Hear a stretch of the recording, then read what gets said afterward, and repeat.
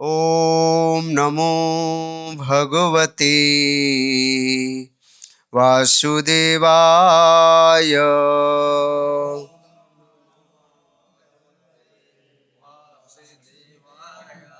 ओम नमो भगवते वासुदेवाय।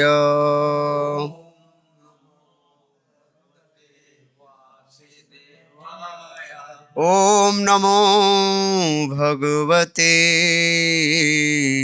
वासुदेवाय।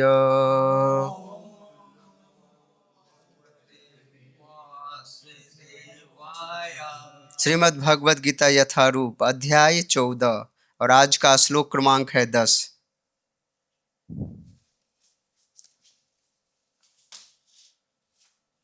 रजस्तमश्चाभिभूय सत्वं भवति भारत। रजः सत्वं तमश्चैव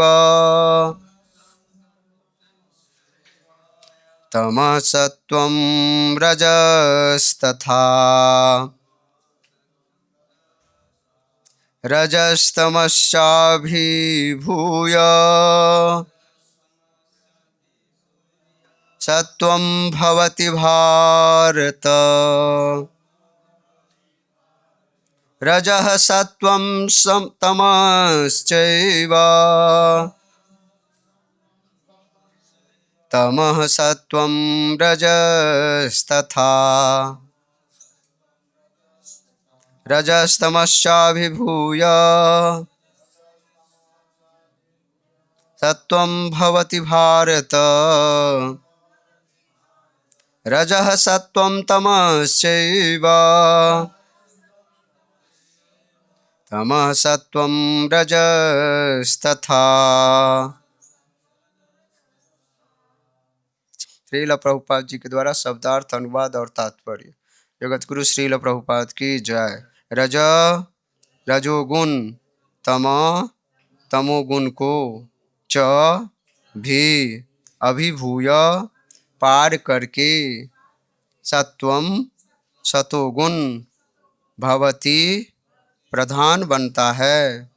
भारत हे भरत पुत्र, रजः रजोगुण, सत्वम सतोगुण को, तमः तमोगुण, च भी एव उसी तरह, तमः तमोगुण सत्वम सतोगुण को, रजः रजोगुण तथा इस प्रकार।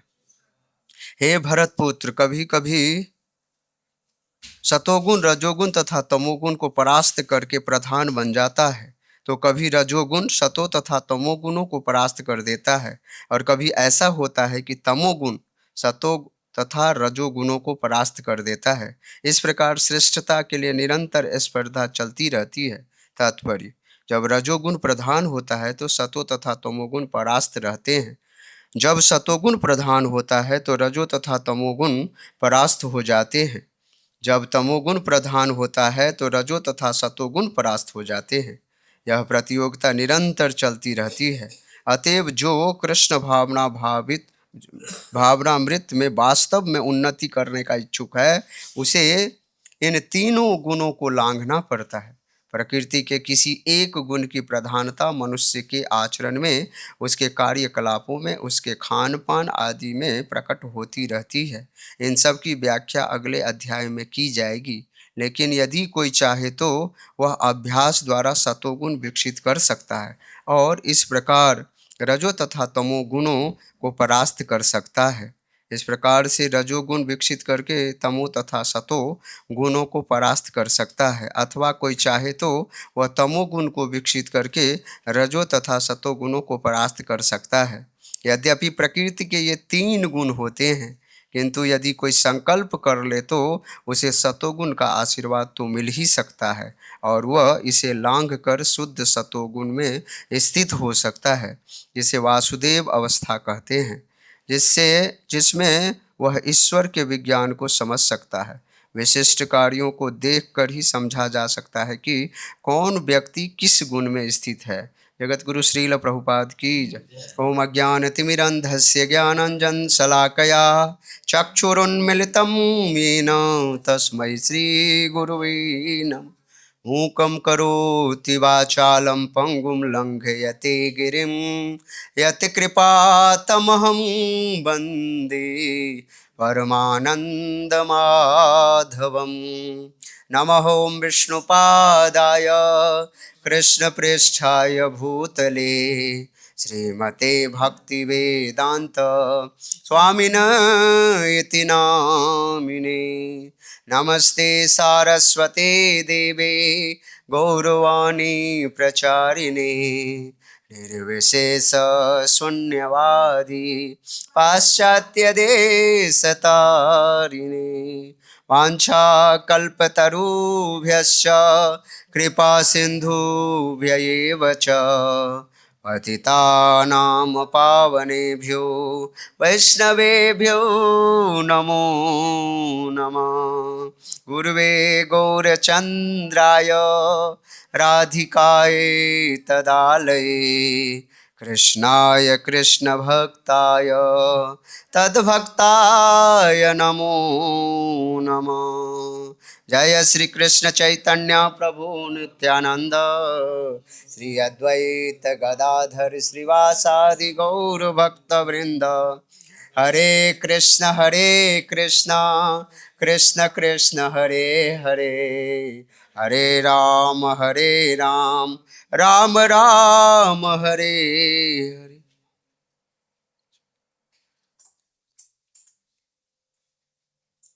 हरे कृष्णा। तो सर्वप्रथम श्री श्री राधा श्याम सुंदर गौर निताय से श्री कृष्ण बलराम और यहाँ पे उपस्थित जितने भी वैष्णव और वैष्णवी गण हैं, सभी के श्री चरणारविंद में मैं साष्टांग दंडवत प्रणाम करता हूँ और आप ही सबसे कृपा की याचना करता हूँ। जो मेरे मुख से जो भी वाणी निकले वो साधु गुरु शास्त्र के द्वारा सम्मत हो, हमारा अपना कोई निजी मंतव्य न हो। तो आज बहुत ही सुंदर श्लोक पे हम लोग चर्चा कर रहे हैं। यहाँ पे श्लोक है कि ध्यान से इस श्लोक को, बहुत ही सुंदर श्लोक करें। रजस्तमश्चाभिभूय सत्वं भवति भारत, रजः सत्वं तमश्चैव तमः सत्वं रजस्तथा। तो ये जो श्लोक है ना, आप लोग कल भी सुने थे और इस चैप्टर में प्रकृति के बारे में वर्णन है और प्रकृति काम करती है तीन चीजों के आधार पे। प्रकृति के जो अंग है वो तीन गुणों के आधार पे काम करती है पूरा का पूरा, सत्वगुण, रजोगुण और तमोगुण। इस तीनों के तीनों जो गुण है ना, है तो गुण मतलब रस्सी बांधने का काम करती है तीनों के तीनों गुण। कोई व्यक्ति अगर सोचे जो मैं बहुत पुण्य कर लूंगा तो बच जाऊंगा, ऐसा नहीं है। पुण्य करेगा तो भी फंसेगा, पाप करेगा तो फंसेगा ही। किसी भी गुण में रह करके अगर वो कुछ करेगा तो वो फंसेगा ही। इसलिए भक्त को बोला गया है आप गुण से ऊपर उठ करके आप निर्गुण में आए, शुद्ध सत्व गुण में प्रवेश करें, तब जाकर के आपकी भक्ति शुरू होगी, सब कुछ होगा। ये जो श्लोक है ना, ये गुणों की कंपटीशन है। इसमें गुणों की प्रतिस्पर्धा, देखो ना, श्रील प्रभुपाद जी शब्द यूज कर रहे हैं, इसमें कंपटीशन चल रहा है।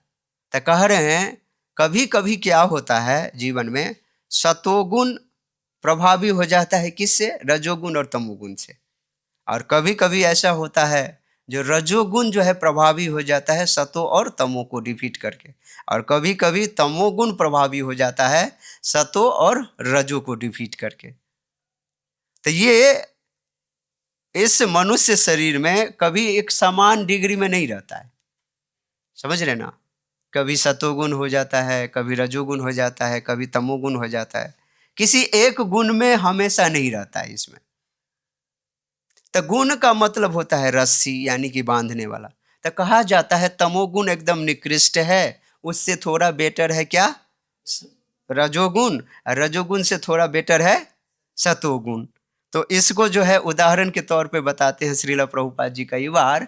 जो सतोगुण को आप सोने की जंजीर समझ, सतोगुण एक सोने का जंजीर है, और तमोगुण सॉरी रजोगुण जो है वो चांदी का जंजीर है, और तमोगुण जो है वो है लोहे का जंजीर। लेकिन जंजीर, अगर किसी भी जंजीर से अगर हम बंधते हैं तो हम तो कहलाएंगे बंधन में ही ना। क्या समझे बात को? मान लीजिए कोई 7 स्टार जेल हो, कोई 5 स्टार जेल हो, और कोई 3rd क्लास जेल हो, और तीनों में से चाहे किसी भी जेल में किसी व्यक्ति को डाला जाता है, और रहेगा तो व्यक्ति जेल में ही। ऐसा तो नहीं है जो राजा बन करके जिएगा। समझ रहे बात को? तो सतोगुण का मतलब ये यही है, हम बंधन में ही रहेंगे, हमें बंधन से निकलना है। तो गुण कभी भी तो, लेकिन फिर भी कहा गया है जो सतोगुण फिर भी सबसे बेटर होता है, तो कम से कम अपने आप को तमोगुण और रजोगुण से हटा करके सतोगुण में लाने का प्रयास करना चाहिए। समझ रहे ना? और सतोगुण में रुक नहीं जाना चाहिए, सतोगुण से ऊपर उठने का प्रयास करना चाहिए। वो है विशुद्ध सत्वगुण, जिसको बोलते हैं वासुदेव सत्वगुण, जिसमें गुणों का प्रभाव नहीं होता, वो निर्गुणातीत हो जाता है, गुणातीत हो जाता है। तो जहाँ पे गुणों का कोई प्रभाव नहीं होता है, यहाँ पर मैं यही चीजों को जो है बता रहे। जैसे सत्व गुण है, तो सत्व गुण का क्या लक्षण होता है कुछ कुछ बताते हैं। जैसे सत्व गुण में लोग क्या करता है प्रभु जी, दान वगैरह देता है, किसी की भलाई करना चाहता है, सत्व गुण में शास्त्र पढ़ना चाहता है, ब्रह्म मुहूर्त में जगेगा सत्व गुण के अंदर में। समझ रहे ना? जैसे आप लोगों में सत्वगुण प्रभावी है तो आप आगे कथा सुनने के लिए, समझ रहे ना? तो ये सब सत्वगुण के लक्षण है। फिर कह रहे हैं रजः सत्वम तमस्यैव, रज का जब प्रभाव होता है तो क्या होता है, जब रजोगुण की जब प्रभाव होता है ना व्यक्ति में, तो उसमें इच्छाएं बहुत जागृत हो जाती है, काम शक्ति बहुत जागृत हो जाती है। उसको लगता है how to achieve this this point this point this point, हाँ, कैसे मैं इतना बड़ा आदमी बन जाऊं, ऐसे इतना बड़ा आदमी जान इतना बड़ा आदमी बन जाऊं। इसी में वो उसका पूरा का पूरा दिमाग लगा रहता है, एकदम व्याकुलता बढ़ी रहती है, इतना व्यस्त रहता है ना। अभी दिल्ली में है तो थोड़ी ही देर में जो है बोलेगा मैं तो अभी मुंबई पहुंच गया, और मुंबई से थोड़ी ही देर में कहेगा मैं अमेरिका पहुंच गया। एक ही दिन में 5-5 कंट्रीज ट्रेवल कर लेता है, इतना रजोगुण का प्रभाव होता है, क्योंकि उसके हृदय में महत्वाकांक्षी है, वो अमीर बनना चाहता है, नेम फेम स्टेटस जो है ना गेन करना चाहता है। ये कब होता है, जब व्यक्ति में रजोगुण का प्रभाव बहुत ज्यादा हो जाता है। समझ रहे ना? तो सतोगुण का जो समय होता है उसको बोलते हैं ब्रह्म मुहूर्त से लेकर के लगभग लगभग आप 9 बजे तक थोड़ा बहुत सतोगुण रहता है, वैसे 7 बजे तक पूर्ण रूपेण सतोगुण रहता है सुबह में।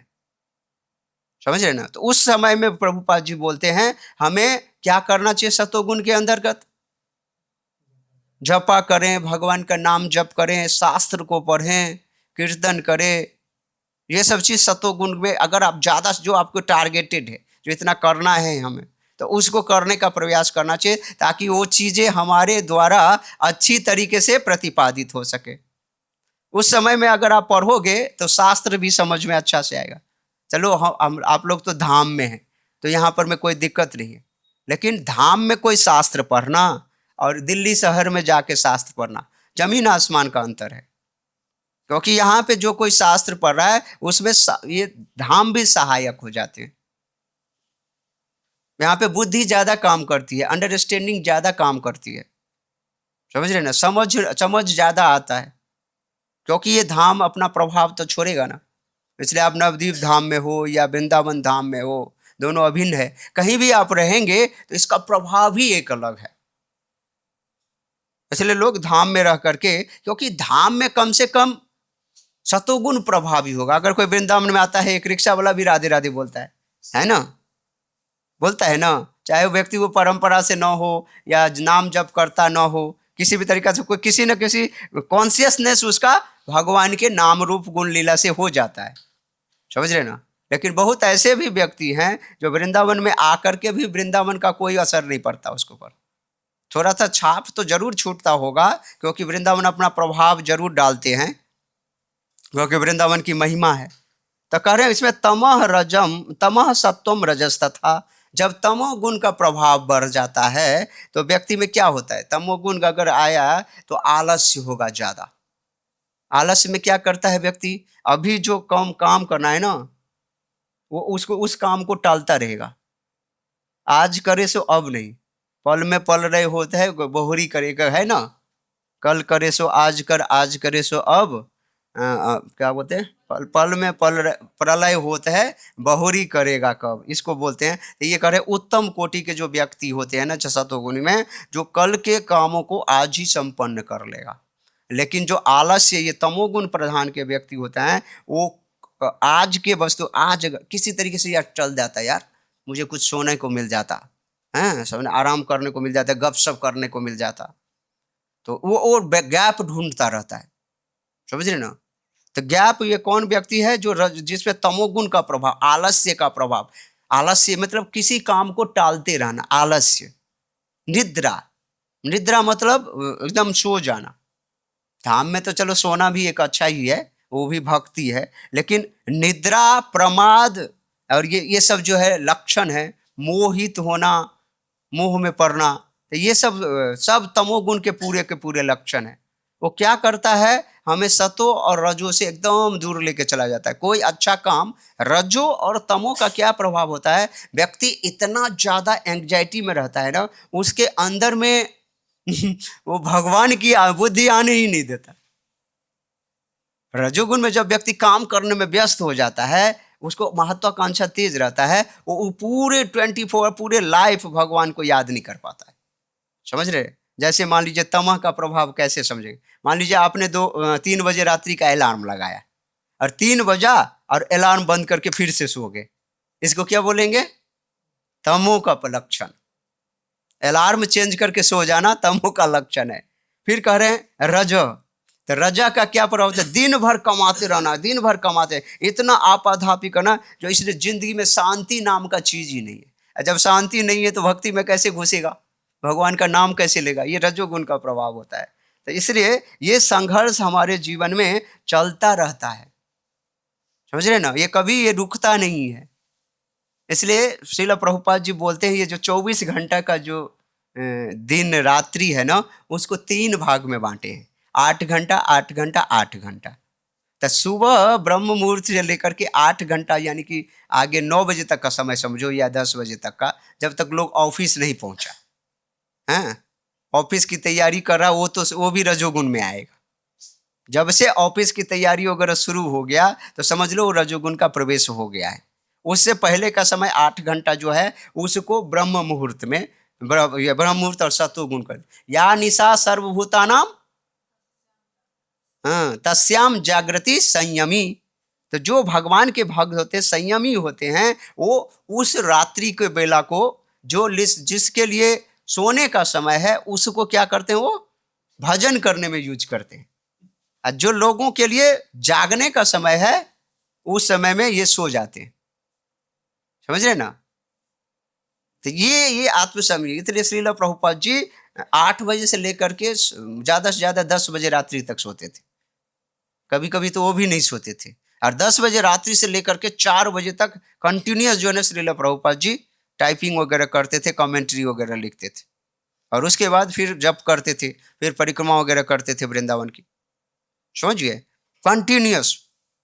तो ये पूरा का पूरा उपयोग, इसको बोलते हैं सतोगुण का प्रभाव, इसको शुद्ध सत्वगुण, यानी कि गुण में है ही नहीं। तो श्रील प्रभुपाद की जहाँ बात, तो कह रहे हैं श्रील प्रभुपाद जो परपट में जो दिख रहे हैं, जो हमें हमारी जो जिंदगी है ना निरंतर संघर्षमय है, कभी सतोगुण का प्रभाव हो जाता है, कभी तमोगुण का प्रभाव हो जाता है, कभी रजोगुण का प्रभाव हो जाता है। तो व्यक्ति हमेशा कभी न कभी किसी न किसी गुण में रहता है, समझ रहे ना। आप एक ही आपको एक्सपीरियंस होगा, एक ही व्यक्ति से अगर आप बार बार मिलोगे ना, माने 2 बार 3 बार मिले, हर बार उस व्यक्ति का नेचर अलग टाइप का दिखेगा। तो व्यक्ति का जो नेचर चेंज होता है उसके ऊपर गुण का प्रभाव उस समय में होता है। एक बार की बात है, हम लोग गीता डिस्ट्रीब्यूशन कर रहे थे, तो वो व्यक्ति जो है बैठा था। एक उदाहरण के तौर पे समझ लो, जब कंस देवकी वसुदेव से जाके मिलता था ना, तो उसमें सतोगुण प्रभावी हो जाता था। उस समय में जो है वो सब कुछ समझने लग जाता था। आज जैसे ही मुस्तिक, चाणूर और उसके क्या क्या थे उसके अनुयायी सब, उसके संपर्क में जैसे ही आता था ना, उसका रजोगुण तमोगुण सारा आ जाता था। तभी पूतना को लगा दिए, राक्षसों को लगा देते थे। वो उसके सामने में चेंज हो जाता था, इधर आकर के उसका मति को हर लेता था। तो व्यक्ति में जिस तरह के व्यक्ति का संग करता है, उस तरह का उसका चेंजिंग हो जाता है। और समय समय के मुताबिक व्यक्ति के अंदर में ये चेंज होता रहता है वातावरण के हिसाब से। तो एक बार क्या हुआ, हम एक ज्वेलरी दुकान था, भगवत गीता गए प्रमोट इसको बताने के लिए। तो उसको व्यक्ति को जो है ना 108 गीता के लिए जो है ना तैयार हो गया एक तरह से। जो मैं 108 गीता जो है आपसे ले लेता हूँ और मैं इसको एक एक करके, हमारे दुकान में तो बहुत लोग आते हैं, कोई 20,000 का 50,000 का कोई सामान लेता है, हम उसको देंगे, गिफ्ट कर देंगे। कर ये बहुत ही अच्छा है, मैंने समझा, उसको फॉर्मूला समझ में आ गया, उसके ऊपर में भगवान की कृपा थी, बात मान गया। लेकिन तब तक उसकी पत्नी आ गई, समझ गए ना। तो पत्नी महोदया के आने मात्र से जो है उसका सारा का सारा प्लान चेंज हो गया। हैं, तो मैं कहा यार ये पत्नी को अभी ही आना था क्या, समझे ना। तो वो तमोगुण का नेचर उस वाली पत्नी थी उसकी। करे ये अरे गीता फीता लेके क्या करोगे, ये गीता फीता कोई बांटने की चीज है थोड़े, ये सब चीज नहीं है। हम जो है ना डायरी बांट देंगे, हम कुछ और बांट देंगे, समझ रहे। तो उसने उसका वो तो अब फाइनेंस में ये होम मिनिस्ट्री के अगेंस्ट में जा सकता कैसे पुरुष। पुरुष जो है वो पूरे दुनिया में शेर बन के घूमता है, लेकिन पत्नी के सामने में तो उसको बेचारे को क्या बन के रहना पड़ता हो, आप समझते ही। तो वो समझ सकते हो, तो ये हालत थी। तो हम बेचारा बोले चलो ये इतना समय भी बर्बाद हो गया। तो उस पे जो है ना गुण का प्रभाव, जब मेरे साथ वो बात कर रहा था उस समय में प्रभावित हो गया और वो एग्री कर लिया। लेकिन जैसे ही पत्नी आई उसमें गुण का प्रभाव चेंज हो गया, समझ रहे ना।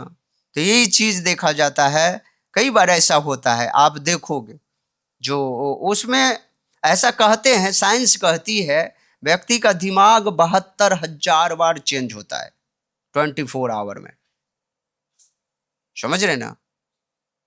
करीब करीब इतना टाइम चेंज होता है, करीब करीब ऐसा लोग बोलते हैं। कहीं कोई कोई प्रूफ नहीं है ऐसा कोई, समझ रहे ना। साइंस वगैरह कई बार थिंकिंग करते हैं, जो उसकी थिंकिंग जो है ना वो बहुत चेंज होता रहता है, हजारों बार। एक 72,000 नहीं समझो, एक बार समझो हजारों थिंकिंग है। अभी सोचता रहता जब मैं कथा में जाऊं या न जाऊं, कथा में जाऊं या न जाऊं, और उसी समय में कोई ऐसा व्यक्ति आ जाएगा, अरे कथा में जाके क्या करो, यहीं पे हम चर्चा कर लेते हैं, थोड़ा थोड़ा देर 2 मिनट पर प्रभुपाद का टेप चला लेते हैं। अब प्रभुपाद का टेप चला लिया, और प्रभुपाद का टेप चल रहा है, वो दोनों बातें करने में लग गए। अब प्रभुपाद जी क्या बोल रहे हैं उस पर कोई मतलब, वो दोनों का भाषण शुरू हो गया, समझ गए ना। तो इसको क्या बोलते हैं, रजोगुण तमोगुण का पूरा प्रभाव। उसको भी नहीं जाने दिया, खुद भी नहीं गया, और प्रभुपाद का टेक भी नहीं सुना, नहीं तो प्रभुपाद जी को भी इग्नोर कर दिए। तो ये निरंतर संघर्ष चलता रहता है हमारे जिंदगी में, समझ रहे ना। तो इसको ओवरकम करना केवल और केवल अच्छे व्यक्ति के संग में रह करके, है ना, ये सब का काम करना। इसलिए सतोगुण का जो समय होता है सुबह का, उस समय में अपने भक्ति परक ज्यादा से ज्यादा कामों को निष्पादित कर लेना चाहिए। इसलिए भक्त लोग वृंदावन में 2 बजे से उठ करके, 1:30 बजे से उठ करके जो है माला वगैरह कंप्लीट करता है, शास्त्र वगैरह पढ़ता है। क्योंकि ब्रह्म मुहूर्त में भागवत पढ़ना भी बहुत अपने आप में विलक्षण है। अगर कोई व्यक्ति बिना खाए पिए, बिना अन्न खाए पिए अगर कोई भागवत पढ़ता है तो उसमें बहुत परिवर्तन होता है, समझ रहे ना। क्योंकि भागवत पढ़ना और बिना क्या कहते हैं अन्न खाए हुए, अन्न का अंश अगर आपके शरीर में नहीं है और आप भागवत पढ़ रहे हो, मंत्र जप कर रहे हो, भागवत कथा सुन रहे हो, या शास्त्र पढ़ रहे हो, भागवत पुराण या जो भी, तो इसकी बड़ी विलक्षण प्रभाव होता है। संकल्प पूर्वक करें। हमें श्रील प्रभुपाद जी यहाँ पर में एक चीज बात बता रहे हैं परपट में, जो हमें अभ्यास का महत्व इसमें समझा रहे हैं इसे परपट में देखो यहाँ पे लिखा है, जो हमें अभ्यास करता रहना चाहिए, जो सत्वगुण कम से कम जो है ना विकसित करने का जो है ना अभ्यास करना चाहिए। तो प्रभुपाद जी कहते हैं अभ्यास द्वारा जो ना किसी विशेष गुण को हम अपने अंदर में विकसित कर सकते हैं। जैसे मान लीजिए कोई विकसित करना चाहता है, उसे नेम फेम स्टेटस बहुत चाहिए, वो प्रतिभावान व्यक्ति है, अपना नाम पूरा जो है दुनिया में प्रचारित करना चाहता है, बहुत अमीर बनना चाहता है, तो वो व्यक्ति उस हिसाब से जो है ना ऐसे व्यक्तियों का संग करेगा, ऐसा बुक पढ़ेगा, हाँ, और दिन रात जो है काम करने में अपने आप को लगा देगा। लेकिन एक जो साधक होते हैं, भक्त होते हैं, वो क्या अभ्यास करता है, हमारे अंदर में सतोगुण का जो है प्रभाव ज्यादा हो, तो सतोगुणी व्यक्ति का जो है संग करेगा, मंदिर में आएगा, ब्रह्म मुहूर्त में जग करके मंदिर में आएगा, शास्त्र पढ़ेगा, नाम जप करेगा भक्तों के संग में, हाँ, पूजा जप तप करेगा, एकादशी व्रत वगैरह करेगा। जैसे सब कुछ सतोगुणी, देखो सतोगुण रजोगुणी तमोगुणी, हर कुछ 3 प्रकार के होते हैं। आप जो भोजन करते हो वो भी 3 तरह के होते हैं, आप जो दान देते हो वो भी 3 तरह के होते हैं, आप जो कर्म करते हो वो भी 3 तरह के होते हैं, सब में ये 3 तरह का है। तो हम दान किस उद्देश्य से दे रहे हैं? कोई हमारा, देखो कई बार आप मंदिर में जाओगे, व्यक्ति एक पंखा दान किया रहता है, और पंखा में 3 पंखुड़ी होता है ना, वो तीनों पंखुड़ी पे उस व्यक्ति का, इस फलाना व्यक्ति के सौजन्य से ये पंखा जो है, इन फलाने इस ए बी का पुत्र, ए का पुत्र बी ने, इसने जो है शंकर लाल ने, छेदी लाल के पुत्र सुपुत्र शंकर लाल ने क्या कहते हैं अहमदाबाद निवासी इस मंदिर को जो है ये पंखा दान किया, उसके तीनों पंखी पे लिखा हुआ। जैसे चबूतरा है, कहीं पार्क में बैठोगे तो उस पर लिखा रहता है इसके द्वारा दान, तो ये सब क्या है, ये रजोगुणी दान है, समझ रहे हैं ना, इसको दान बोला। इसमें नेम फेम स्टेटस चाहिए, हम जो कोई सेवा कर रहे हैं ना उसमें कोई हमें रिकॉग्नाइज करे, मैं भी हूं कुछ भाई, मेरा भी कुछ होना चाहिए ना, तो इसके लिए इसको बोलते हैं रजोगुणी तमोगुणी। और सेवा करे, सबसे पीछे छुपे रहें, और जब नाम स्टेटस कुछ भी आए तो उसमें सबसे पीछे रहें, तो उसको सतोगुणी बोलते हैं। सेवा का मकसद होता है भगवान की प्रसन्नता, न कि हम दुनिया वाले को बताएं। दान की तो ऐसी व्यवस्था है, अगर आप इस हाथ से किसी को दान दिया तो इस हाथ को नहीं पता चलना चाहिए, दुनिया की तो बात ही छोड़ दो, शास्त्र ऐसा को होता है। तो यहाँ पर वे कह रहे हैं जो रजः सत्वम तमश्चैव, ये अत्यधिक इच्छा, ये सब चीजें ना ये प्रभावित करता रहता है। तो कह रहे अभ्यास की जरूरत है, अभ्यास। तो शास्त्र जो है ना 3 प्रकार के होते हैं, सतोगुणी रजोगुणी तमोगुणी, तो हमें सतोगुणी शास्त्र पढ़ना चाहिए।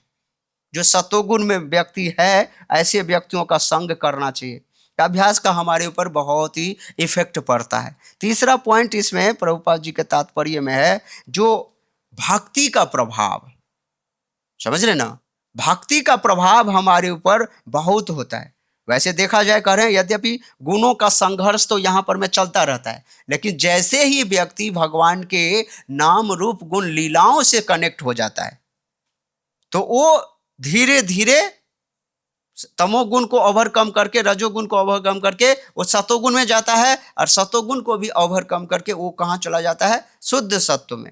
क्योंकि भक्ति का जो प्लेटफॉर्म है कृष्ण भावनामृत, ये एक विशुद्ध सत्व है, इसलिए अपने आप को 24 आवर जो है ना विशुद्ध सत्व में कैसे रखें, तो इसके लिए श्रील प्रभुपाद जी ने इस्कॉन के अंदर में मॉर्निंग डे प्रोग्राम और इवनिंग प्रोग्राम सारे प्रोग्राम दिए हुए। अगर हम श्रील प्रभुपाद के कहे हुए बातों को मानेंगे ना, तो मॉर्निंग जब से आप जग रहे हो, हम सब जग रहे हैं, तब से लेकर के रात्रि के सोने तक का प्रोग्राम है।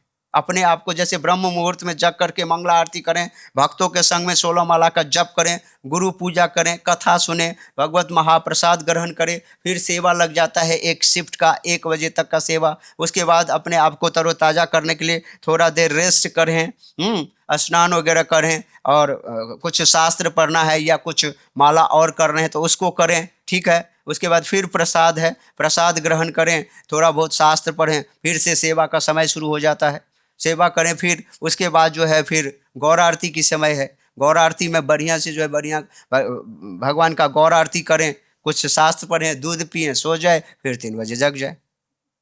इसमें कुछ और सोचने का मौका मिला? अगर इस तरीके से श्रील प्रभुपाद के सारे चीजों को, तो कुछ नियम बनाना पड़ता है। जो हमें इतना देर कम से कम श्रील प्रभुपाद जी के 2 घंटा कम से कम ग्रंथ पढ़ना है। श्रील प्रभुपाद जी के ग्रंथ हम पढ़ने लायक नहीं है, तो हम टेप चला दे, सुनने अपना, उनका कथा चल रहा है, हम उसको ध्यान से सुन रहे हैं। अगर कोई पढ़ नहीं सकता तो अपने आप को कथा सुनने में लगाए। अगर आप श्रवण करेंगे तो उससे और ज्यादा प्योरिफिकेशन होता है। सुने उसको जो है समझ करके। तो हमारा जब तक हम सुनेंगे, और खास करके जब आप प्रभुपाद को सुनोगे या हमारे आचार्यों को सुनोगे, तो हम हमेशा शुद्ध सत्व गुण में रहेंगे, विशुद्ध सत्व गुण में, क्योंकि वो खुद अपने आप को विशुद्ध सत्व है। और कोई व्यक्ति विशुद्ध सत्व का संग करेगा तो विशुद्ध सत्व में प्रवेश करेगा ना। कोई चोर का संग करेगा तो चोर बनेगा, कोई साधु का संग करेगा तो साधु बनेगा, है ना। तो वैसे ही श्रील प्रभुपाद जी के केवल और केवल हरे कृष्ण महामंत्र टोन अपने घर में लगा दिया, 24 आवर चला रहे। इसलिए मैं सबको बोलता हूं, जो आप मंत्रा, जो श्रील प्रभुपाद जी का मंत्र, क्या बोलते हैं, मंत्रा बॉक्स, वो मंत्रा बॉक्स हमारे ऑफिस में, घर में, जहां भी हैं, गाड़ी में, ये चलते रहना चाहिए। गलती से भी अगर हमारे कानों में श्रील प्रभुपाद के ट्रांसडेंटल वॉइस अगर जाते हैं ना, तो क्लिनसिंग द हार्ट, हमारे हृदय का परिवर्तन बहुत जल्दी होता है। क्योंकि ये वॉइस नहीं है, ये दिव्य एक ध्वनि है, जिससे हमारे शरीर का अनर्थ सारे खत्म होकर के हम जो है ना शुद्ध सत्वगुण में प्रवेश करने के लायक बना देते हैं। अब चौथा जो मुख्य पॉइंट है इसके अंदर में, वो है खान पान के बारे में बता रहे हैं, है ना। खान पान और संगति। तो सत्व गुण को विकसित करने के लिए सात्विक भोजन होना चाहिए। आप 17वें अध्याय में पढ़ोगे सात्विक भोजन क्या है। सत्वगुण का प्रभाव अपने ऊपर बढ़ाने के लिए हमें जो है ना सत्वगुणी चीजों का संग करना पड़ेगा। और सत्वगुण को बढ़ाने के लिए अगर आप बढ़ाओगे, तो सबसे पहले आपका, हम सबका आहार अच्छा होना चाहिए। सत्वगुणी आहार क्या है? जैसे दूध दही हो गया, मिष्ठान वगैरह हो गया, और कोई भी सात्विक आहार, फल अन्न सब्जियां, ये सब सात्विक आहार है। और उसको ठाकुर जी को तुलसी के साथ जो है ना स्नेह पूर्वक श्रद्धा के साथ पहले भोग लगाएं, और भगवान का उच्चिष्ट प्रसाद न उसको ग्रहण करेंगे। इससे हमारे अंदर में सत्वगुण का प्रभाव बढ़ता है। जैसे मांसाहारी है, नशा है, जुआ है, अवैध स्त्री पुरुष संबंध है, ये सब चीज़ों को जो है ना हमें एकदम बिल्कुल रूप से त्याग देना है। जैसे खट्टा है, बहुत नमकीन है, कसैला है, तीखा है, ये सब चीज़ें, कल का प्रसाद आज खाना, समझे ना। तो ये सब चीज़ें जो है ना तमोगुणी बढ़ाता है, तमोगुणी रजोगुणी। ताज़ा प्रसाद खाए जाता है। वैसे प्रसाद में जो है टाइम का इतना, जो भगवान को भोग लग गया उसमें वो कंटेमिनेटेड नहीं होता, समझ रहे ना। लेकिन उसमें भी हमें थोड़ा सा सतर्कता रखनी चाहिए। जो हमें कम से कम आज का प्रसाद आप आज खा लो तो ठीक भी है, फिर भी ज़्यादा दिन अगर रखे, फ्रिज में कई ऐसे आइटम हैं जो कई कई दिन तक रह जाते हैं। लेकिन इसका मतलब इतना उसके भी जो मुख्य पौष्टिक तत्व है ना, वो उसमें से फ्रिज खा लेता है, या फ्रिज जो है डिस्ट्रॉय कर देता है। तो इसलिए उसको जो पूरा का पूरा, सबसे पहला चीज है जो हमें आहार की शुद्धि है। जैसा होगा अन्न वैसा होगा मन, है ना।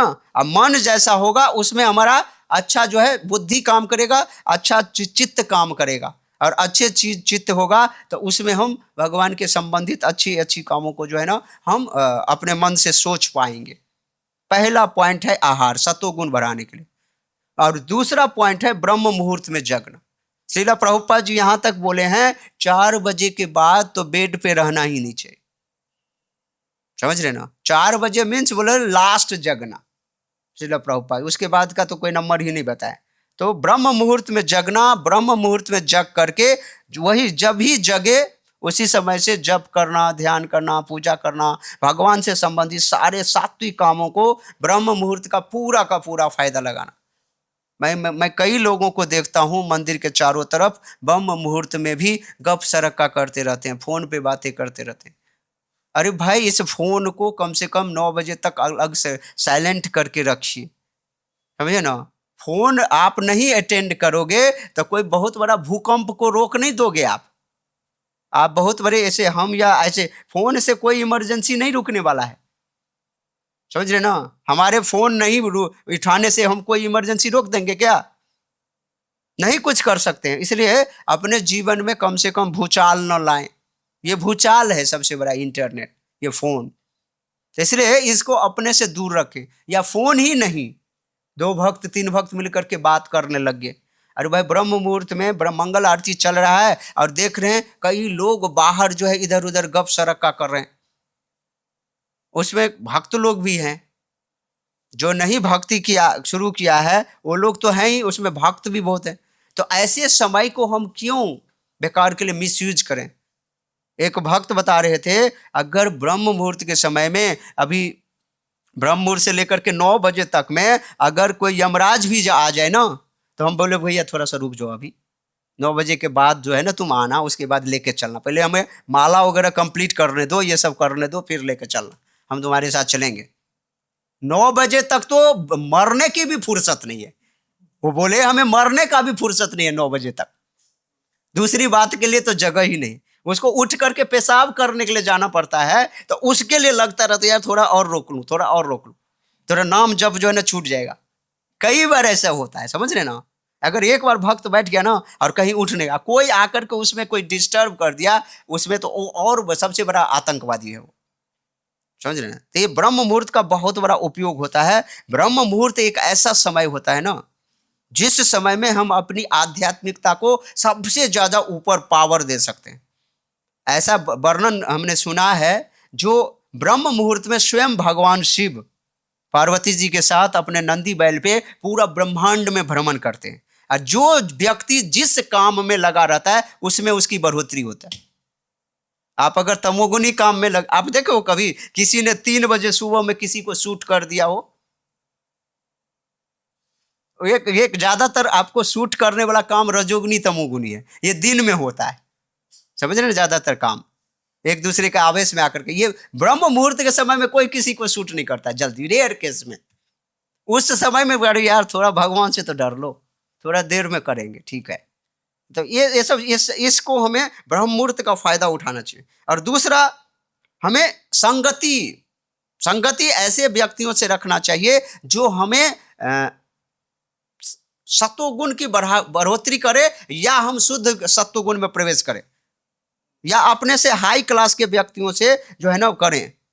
अगर मान लीजिए आपके हम सबके कोई दोस्त नहीं है, तो हम अपने श्रील प्रभुपाद को, श्रील गुरु महाराज को दोस्त बनाएं और उनके कथा लेक्चर्स और वाणी के साथ संग करें, वाणी संग, ठीक है।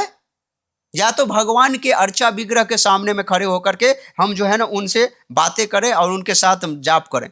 भगवान का पट बंद है तो तुलसी महारानी के सामने सबसे प्यारा, ठीक है, तो उनको संग करें। और सतोगुनी ग्रंथों का संग करना है, तमोगुनी कोई चीज, पेपर न्यूज पे आप सुबह उठे बेड पर से, एक तो बेड टी चाहिए, हाँ बेड टी चाहिए। दूसरा, अब बेड टी पे पेपर आया, हाँ हाँ आगे लो, अब पेपर पढ़ा, अब उसको कचरा में डाला, चाय पिया, बाथरूम गया, तब तक उसका ऑफिस का समय हो गया, भाग रहा है अपना। और पाव रोटी हाथ में रखा है और उसको आधा आधा काट करके एक हाथ से ड्राइविंग कर रहा है, स्ट्रिंग घुमा रहा है, एक हाथ से पाव रोटी भी चबा रहा है, और चलते चलते तो ऑफिस में। ऐसी तो लाइफ है कुत्ते वाली, समझ रहे ना।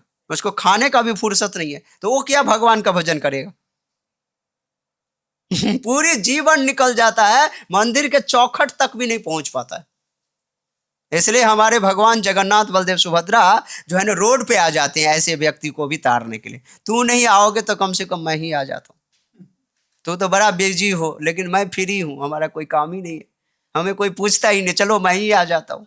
तो हम लोग घर घर जाके फिर खिचड़ी बांटते हैं, हरिनाम बांटते हैं ना।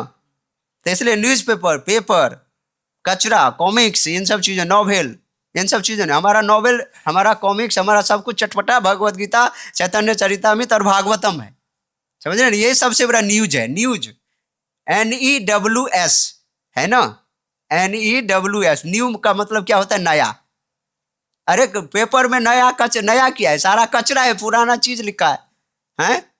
पेपर को आज तक देखा? आज का पेपर लोग कल तक पढ़ रहा हो या परसों, आज का पेपर आधा घंटा पढ़ा कि नहीं, और उसको डस्टबिन में डाल देता है, या रोटी लपेटने में काम होता है, ऑफिस ले जाता है। जो गरीब पार्टी है उसी में लपेट के चलते, नहीं तो आजकल तो फॉइल भी आते हैं। समझे ना। तो कहने का मतलब है, आप समझ सकते हो इस पेपर का काम क्या है। वो कचरा चीज है। पेपर में होता क्या है, वो पेपर में क्या लिखा रहता है, इस पार्टी का व्यक्ति इस पार्टी में चला गया है, यहाँ ट्रक जो है उलट गई है, इतने लोग मर गया है, समुद्र में ज्वार भाटा आने वाला है, बगल के जितने गांव हैं उसको खाली करवा दिया गया है, ये नाव हो गया, ये पलटी हो गया, इसका रेप इधर हो गया, आपके भविष्य ऐसा है, ये हो जाएगा, ये सब यही सब सारा पेपर में होता है। कुछ न्यूज का ये सब कचरा, पुरानी बात है। अरे न्यूज सुनना है, नया सुनना है, नवीन सुनना है, तो आप भागवतम जितने बार एक भागवतम के एक श्लोक पढ़ोगे उतनी बार आपको नया चीज मिलेगा। समझ रहे बात को। तो ये चीज है एसोसिएशन। और इंद्रिय संयम, तो इंद्रिय संयम के लिए हमें खान पान जो है, पर सोशल मीडिया से अपने आप को जो है ना बचा करके रखना है। सोशल मीडिया अभी सबसे ज्यादा डाकू है, समझ रहे ना। तो इंद्रिय संयम में ये जो इंद्रियों को जो बहका रहा है ये सोशल मीडिया है। आजकल के स्कूल के बच्चे 4वीं 5वीं क्लास में वो पोर्नोग्राफिकल साइट के चक्कर में पड़ जाते हैं। तो बहुत ही बड़ा ये इंटरनेट और ये सब सोशल मीडिया हो गया है। और कह रहे निस्वार्थ सेवा, अपने आप में निस्वार्थ सेवा करने की भावना जगाना चाहिए। जो मैंने किसी की सेवा किया तो इसके बदले में फल की इच्छा न करें। इससे क्या होगा, हमारे अंदर में हमारा हृदय निर्मल हो जाता है, और निर्मल हृदय होकर के हम शुद्ध सत्व, ये सत्व गुण में प्रवेश कर जाते हैं। और जो भी सेवा करें, जो भी काम करें, अगर कोई व्यक्ति रजोगुण में ही है, रजोगुण में ही व्यक्ति कोई बहुत ज्यादा धन कमा लिया, मान लीजिए कोई रजोगुण में है और बहुत ज्यादा उन्होंने धन कमाया, और धन कमा करके उस धन को जो है ना कहां पे लगा दिया है, भगवान की सेवा में अगर लगा दिया ना, तो वो रजोगुणी फिर खराब नहीं होगा। एक जीवंत उदाहरण मैं बताता हूं श्रील प्रभुपाद जी के लाइफ से। श्रील प्रभुपाद जी, एक बार की बात है, जो है ना अल्फ्रेड फोर्ड, जो हेनरी फोर्ड के प्रपौत्र हैं, जो उनका नाम आजकल क्या है, अम्बरीश प्रभु, जो हमारे टीओवीपी के क्या ना चेयरमैन है, जो पूरा का पूरा हमारा टीओवीपी माने करीब 200 करोड़ से ज्यादा रुपया उन्होंने दान किया है उस मंदिर के लिए, मायापुर के लिए। 200 करोड़, 2 रुपया 4 रुपया 2 लाख नहीं, 200 करोड़। उसमें कुछ रुपया तो लोन लेकर के दिया वो बैंक से। बस केवल और केवल क्या, एक बार श्रील प्रभुपाद के साथ कन्वर्सेशन से क्या हुआ, श्रील प्रभुपाद के साथ ये जो है ना बात कर रहे थे। तो बात जब कर रहे थे तो क्या हुआ, उनके बात वगैरह में अल्फ्रेड फोर्ड जो है एक तो बाहरी दुनिया के सबसे चकाचौंध में रहने वाला व्यक्ति था, है ना। तो श्रील प्रभुपाद जी से जब बात करने लगे तो कह रहे एक सफल व्यक्ति है, लेकिन इतना सफल व्यक्ति अब अल्फ्रेड फोर्ड थे, लेकिन उनके मन में थोड़ी सी भी शांति नहीं थी। क्योंकि शांति क्यों नहीं थी, क्योंकि रजोगुण तमोगुण का जिसमें प्रवेश रहेगा ना, वो व्यक्ति कभी शांत नहीं रहेगा, वो इधर दौड़ेगा उधर दौड़ेगा, कभी संतुष्ट भी नहीं होगा। ये रजोगुण का प्रभाव होता है, व्यक्ति को संतोष भी नहीं होने देता है। तो वो एकदम से इससे अथाग्रस्त। तो श्रील प्रभुपाद जी ने बताया उन्हें और समझाया, अगर आप सारा धन जो भी आपने कमाया, उस सारा धन और शक्ति, ये जितना भी आपने कमाया हुआ ना पैसा, इस पैसे ये किसका कमाई है, ये गुण की कमाई है, प्रकृति का गुणों का खेल है। जो भी आज हमारे पास कुछ है, नेम फेम स्टेटस या धनवान होने या जो भी कुछ होना, ये किसके थ्रू से आता है, ये प्रकृति का खेल है। जिस गुण में हम रहते हैं उस गुण से संबंधित हम कार्यकलाप करते हैं, और कार्यकलाप करके वो हमारे पास आता है। तो कह रहे ये जो धन संपत्ति नेम फेम स्टेटस जो है, ये प्रकृति का कमाल है आपका, समझ रहे ना, गुणों का खेल है। लेकिन प्रभुपाद ने उन्हें सिखाया अपने रजोगुण को आप कैसे भगवान की सेवा में लगा सकते। ये जो रजोगुण आपके ऊपर जो प्रभाव है, इस गुण को आप कैसे भगवान की सेवा में लगा सकते। तो अल्फ्रेड फोर्ड ने पूछा कैसे हम लगा सकते हैं। तो कह रहे इस धन को अगर आप भगवान की सेवा में केंद्रित कर दें, भगवान की सेवा में इस धन को लगा दें तो आपका जीवन सुकून हो जाएगा और आप जो है ना सारे बुरे प्रभावों से जो है ना वंचित हो माने क्या छूट जाएंगे। तो श्रील प्रभुपाद की बातें उनको इतना प्रभावशाली लगा तो उनकी बातों से जो है इवन अपना पैसा दिए मंदिर के लिए सारा का सारा, और स्वयं भक्ति में आए, मैडम भी भक्ति में, माता जी भी भक्ति में, सब कोई भक्ति में। और आज देखिए श्रील प्रभुपाद जी के सबसे प्रिय शिष्य हैं और इतनी सेवा कर रहे हैं टीओबीपी बनाने के लिए। टीओबीपी हो सकता है ऑलमोस्ट तैयार हो चुका है, तो 1-2 साल के अंदर में वो टीओबीपी जो है पूरी तरीके से रन करेगा। तो ये है आप गुण को अगर हम भगवान की ही सेवा में लगाना चाहते हैं तो उसको हम लगा सकते हैं, तो फिर वो गुण हमारे लिए जो है ना फायदा हो जाएगा। जैसे देखिए एक उदाहरण और है, जैसे एक रत्नाकर डाकू है। तो रत्नाकर डाकू कैसे वाल्मीकि बना? तो रत्नाकर जो डाकू था उसका जीवन का क्या चर्या था? वो पशु ये जानवर सबको क्या करते, अधमारा करके छोड़ता था, मार करके जो है ना उसकी पेशा था। हाँ, मारता था उसको, ये सब करता था, अधमरा भी छोड़ करके कर देता था। तो इसको जो है नारद जी आकर के पूछे, भैया तुम जो ये गलत काम करो ये सारा का सारा पाप काम है, और ये पाप से तो तुम्हें तो नरक में सड़ना पड़ेगा बहुत बहुत, तो तुम ये क्यों करते हो? तो करे हमारा खानदानी पेशा है, मेरा फैमिली बिजनेस है। तो कौन सा फैमिली बिजनेस भाई? हमारा फैमिली बिजनेस बुक डिस्ट्रीब्यूशन है हम सब भक्तों का। अरे इनका फैमिली बिजनेस क्या था?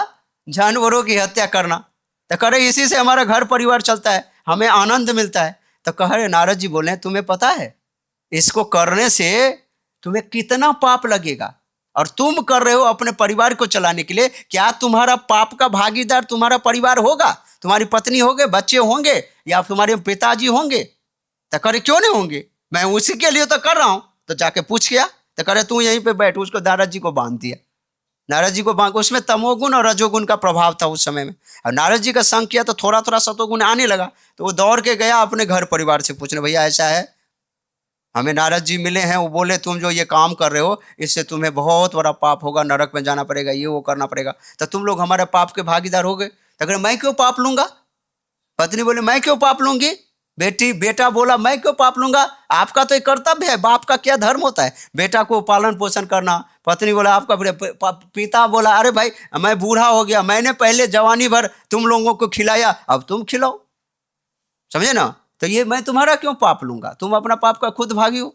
जैसे ही उसने बोला, घर परिवार वालों ने हाथ खड़ा कर दिया, उसके पैर के नीचे की जमीन खिसक गई। समझिए ना? अब वो भागता भागता नारद जी के पास आया, नारद जी को खोला, और नारद जी बोले क्या करना पड़ेगा? बोलो ये लोग तो नहीं होते। तो करे ऐसा करो। तो भगवान की भक्ति देखो, जो तमोगुण में रजोगुण में थे, उसको नारद जी के प्रभाव से उसके अंदर में सतोगुण का प्रभाव आया, और उनको भगवान की भक्ति में लगाया। तो उन्होंने क्या किया? जिंदगी भर तो मार काट किया था, तो बोले राम राम जपो। तो राम राम राम राम करते करते मरा जपने लगा, उल्टा राम।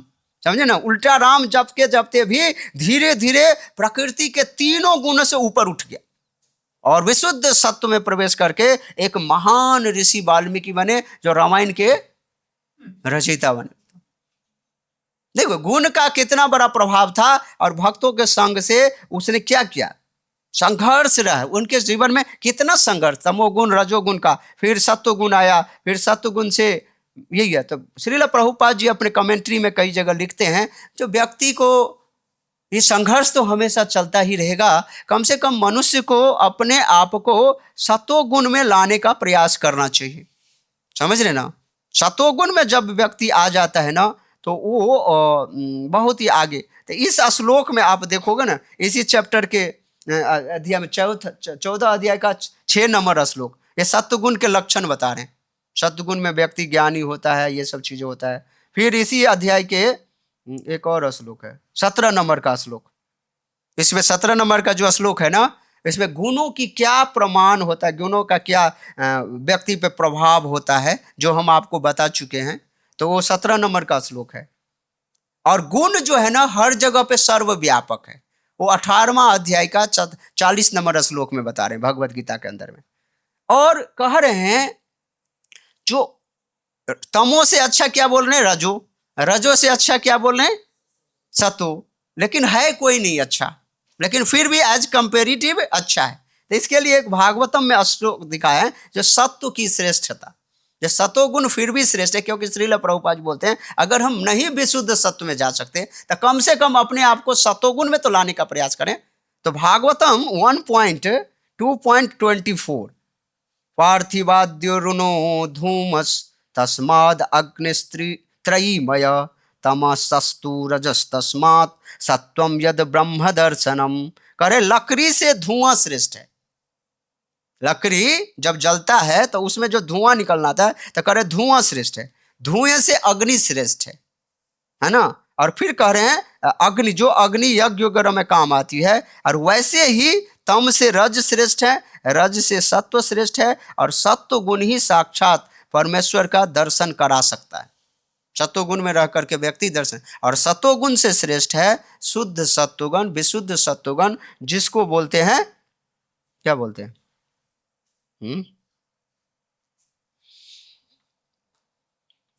उसमें गुण का कोई प्रभाव नहीं होता।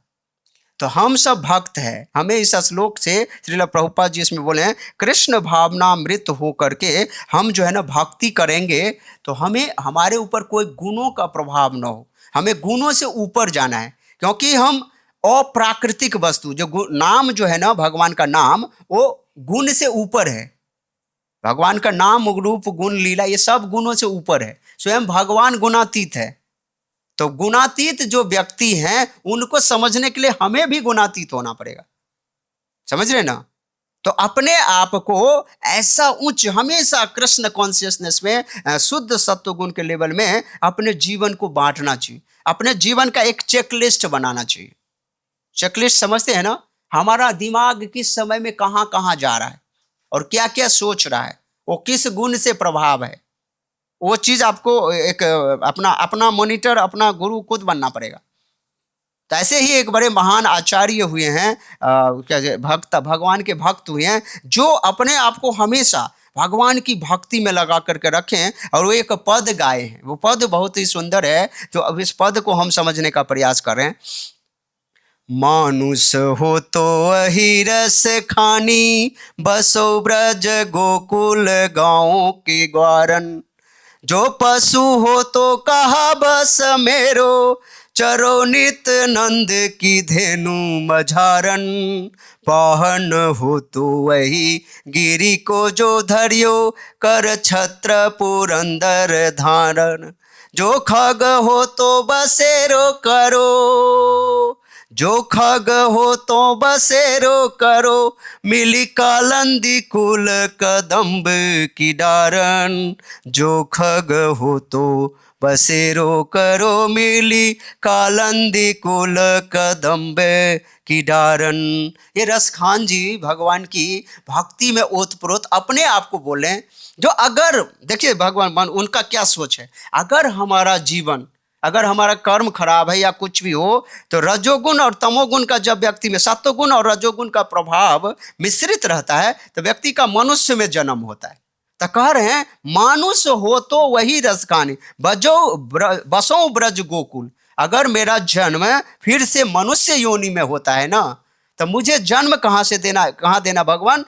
जो मैं ब्रज में ग्वालों के बीच में हमारा जन्म देना, ताकि मैं भगवान का जो है ना सत्वगुण प्रधान होगा और मैं भगवान का कुछ संग कर पाऊंगा। अगर मान लीजिए हमारे अंदर में तमोगुण, रजोगुण का कोई प्रभाव, मनुष्य में मेरा अगर जन्म न हो, अगर गलती से मेरा जन्म अगर पशु में हो जाए, तो कह रहे हैं जो पशु हो, तो अगर मेरा जन्म पशु में हो जो तमोगुण प्रधान हो, तो कह रहे हैं मेरे पूर्व कर्मों के अनुसार जो है ना मुझे कहाँ पे जन्म देना? तो कह रहे हैं नंद बाबा की गाय बना करके मुझे भेज देना। अगर पशु में ही जन्म देना है तो आप मुझे नंद बाबा का गाय बना करके भेज देना। तो कह रहे हैं जो, ताकि वहाँ के जो ब्रजवासी लोग हैं वो जो है ना उस गाय को जो है ना करे, अगर मान लो उससे भी हमारी बुरी कंडीशन हो, अगर मैं पाहन होकर के जन्म, मैंने पत्थर बन जाऊं, अगर मैं पत्थर होकर के पत्थर योनि में जड़ में चला जाता हूं, तो मुझे कहाँ का पत्थर बनाना? गिरिराज गोवर्धन का पत्थर बनाना, जो पुरंदर भगवान श्री कृष्ण जो उसको अपने हाथों पे जो है ना धारण करेंगे, तो वो पत्थर जीवन भी जो है ना हमारा धन्य हो जाएगा। और कह रहे हैं एक लेवल और नीचे जा रहे हैं, कह रहे हैं अगर हमारा जन्म इस तीनों में से किसी में ना हो, अगर मैं इस खग बन करके आ जाऊं, अगर मैं मान लो पक्षी में मेरा जन्म हो जाता है, तो मैं कह रहे हैं अगर मेरी पक्षी में जन्म हो तो मुझे यमुना के किनारे में जो कदम्ब का पेड़ है ना, उस कदम्ब के पेड़ के डाल पे जो है ना मेरा बसेरा देना, जहाँ पे कृष्ण भगवान आकर के मुरली बजाते हैं।